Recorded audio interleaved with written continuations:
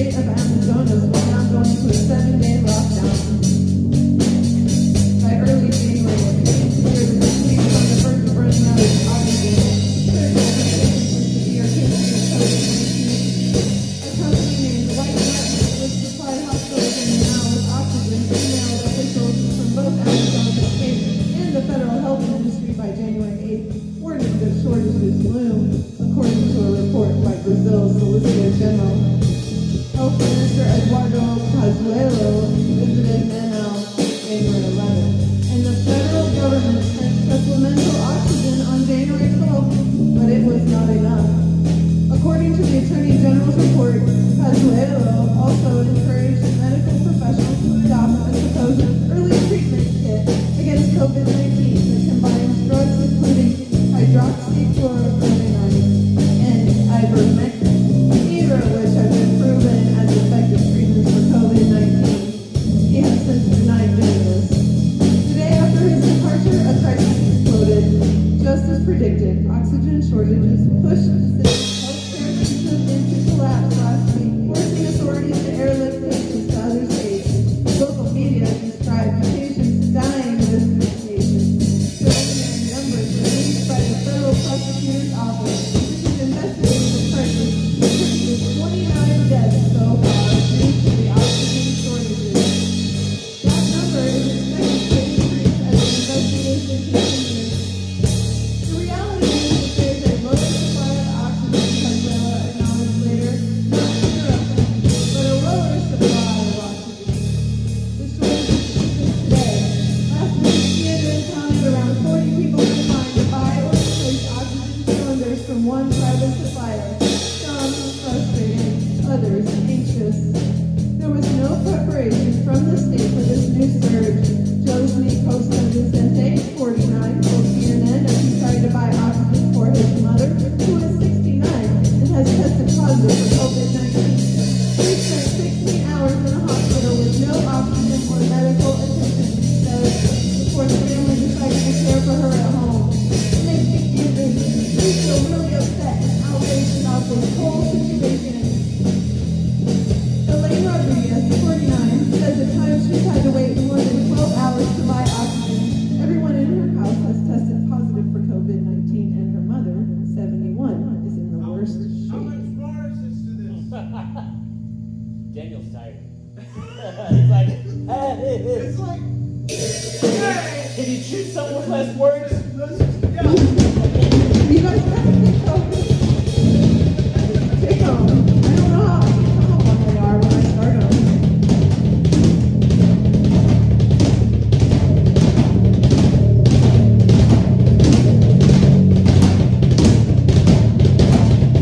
Fatigued and stressed as they are, many believe it's better to care for the sick at home than send them to the hospital. We need more effects, man. We don't trust the government, Rodriguez says. Fearing having to take her mother to the hospital. If we were afraid there would be more death than life here. The hospital remains stretched to the limit. Over 530 people are still waiting for a hospital bed, according to the Amazonas State Health Secretary. CNN visited 3 hospitals and said they could accept no more patients. People waited outside frantically, hoping to find space to hospitalize their loved ones. Some screaming, crying.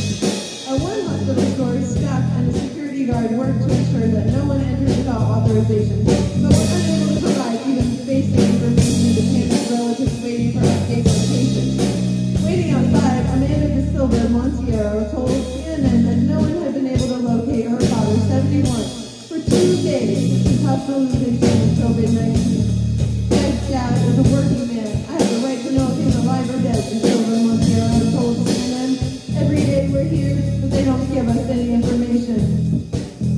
Who is responsible for letting this lethal crisis boil over? Unpreparedness and political upheaval has been blamed for the current situation in the now. A clear disconnection between the local and federal governments has been creating turmoil since the pandemic began last year. The Office of General Prosecutor Augusto Ara has called for an investigation into the health ministry's response to warnings that Manaus oxygen shortage, as well as investigations into Amazonas State Governor Lima, former Manaus author Arturo Rigoletto, and current mayor Almeida. federal government rejected for allowing oxygen shortages to reach such critical lows and placed the government at the Brazilian state instead.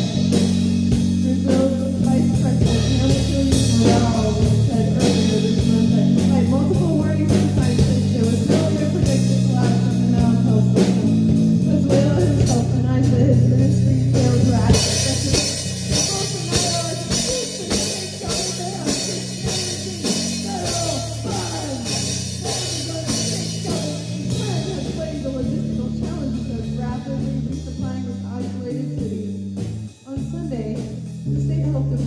CNN that it was making every effort with the assistance of the federal government to address the difficulties encountered in the oxygen supplies logistics, including deploying planes, helicopters, and speedboats loaded with more oxygen cylinders.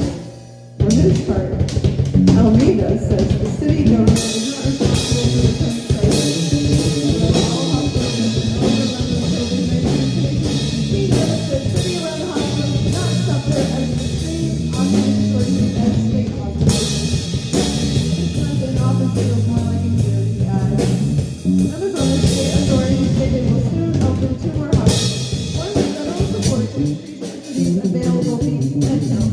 Pezuelo, the health minister, has returned to Manao, and this time he will say as long as necessary to get the city's health system back on track, because many Manao residents have little confidence left in authorities to respond to the coronavirus. An emerging variant of the virus poses additional levels of complication and potential threats. Juan Matos did this. The 26-year-old ICU doctor describes what he sees today as even worse version of what the city suffered last year. What's happening is really serious. You can tell the patient's conditions are much more critical than in the first place. It's much more grave in other parts of the country. The deaths are much quicker. The number of serious infections is much higher than in the first place. The patients are younger, the man says. Yesterday I had a 24-year-old guy die in my ICU. I've got patients who are 32 and 29. Young patients who are in very critical condition. Tired and frustrated. Matos admits this as he blames both authorities and the Manaus community for failing to learn last year's lessons and for clinging to unproven theories instead of following scientific recommendations. So you have a community that thinks it's safe based on a false theory of herd immunity and based on ineffective medicines for COVID-19, in addition to a new variant that is transmissible and more serious than the circulating in the community. You had the recipe to make this catastrophe happen. Every little Brazilian officials failed to take definitive action in time, he concludes, attributing the slow response to a reluctance to damage the economy. A vaccine that starts off late, a lockdown that started off late, done in the name of God that is called money, in the name of shop owners' greed, in the name of businessmen's greed, until they realize that they are going to get sick and there won't be a place to get treatment. Here, money won't buy life.